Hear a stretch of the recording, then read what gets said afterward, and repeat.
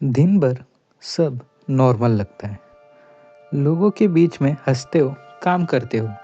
लेकिन जैसे ही रात होती है, तुम अकेले होते हो ना, तुम्हारा दिमाग तुम्हें चैन से जीने नहीं देता। एक ही थॉट बार बार रिपीट होता रहता है और तुम बस सोचते रहते हो बिना कंट्रोल के। कल का टेंशन, पास्ट की गलती, किसी ने क्या सोचा होगा। तो सच बोलो, ये सब तुम्हारे दिमाग में डेली चल रहा है ना। तुम बेड पे लेटे होते हो, स्लीप के लिए रेडी, लेकिन नींद आती ही नहीं, क्योंकि ब्रेन में मूवी चल रहा होता है। Fake arguments, imaginary situation, worst case scenarios, और तुम बस उसमें फंसे रहते हो। सबसे डेंजरस पार्ट पता है क्या है? तुम्हें लगता है तुम प्रोडक्टिव हो, मैं सोच रहा हूँ मतलब मैं सीरियस हूँ। ये गलत है। तुम सिर्फ अपनी एनर्जी वेस्ट कर रहे हो। ओवर थिंकिंग कॉन्फिडेंस डिस्ट्रॉय करती है, डिसीजन डिले करती है, एक्शन रोक देती है, और धीरे धीरे तुम लाइफ में स्टक करने लगते हो।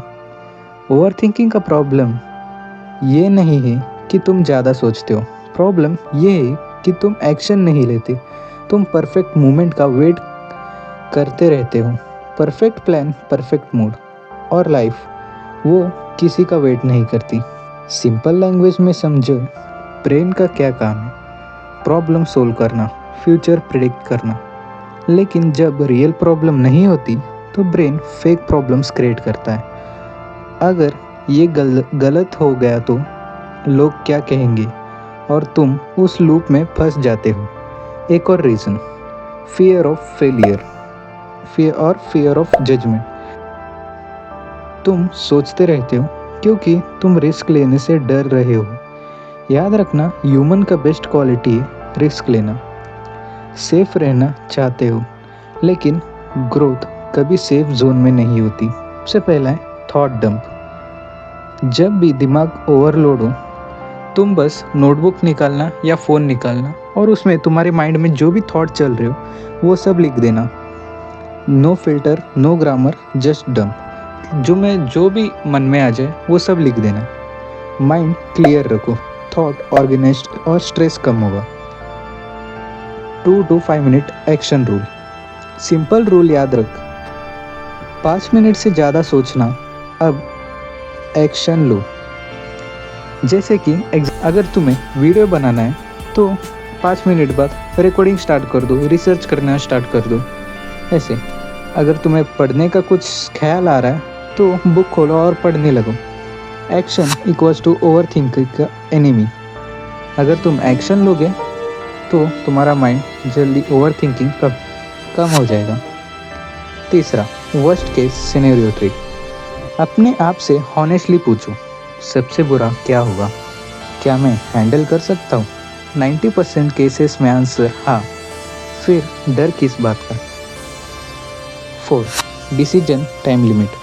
ओवर थिंकर्स डिसीजन डिले करते हैं। रूल सेट करो, अगर छोटा डिसीजन लेना है तो 5 मिनट का टाइम लो सोचने में, उससे ज़्यादा मत सोचो।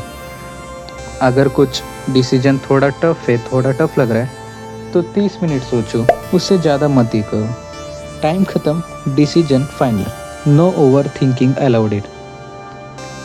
5वां, मूव योर बॉडी। सिर्फ दिमाग यूज़ करोगे तो ओवरलोड होगा। वॉक करो, वर्कआउट करो, पुशअप्स करो, बॉडी मूव, माइंड कम।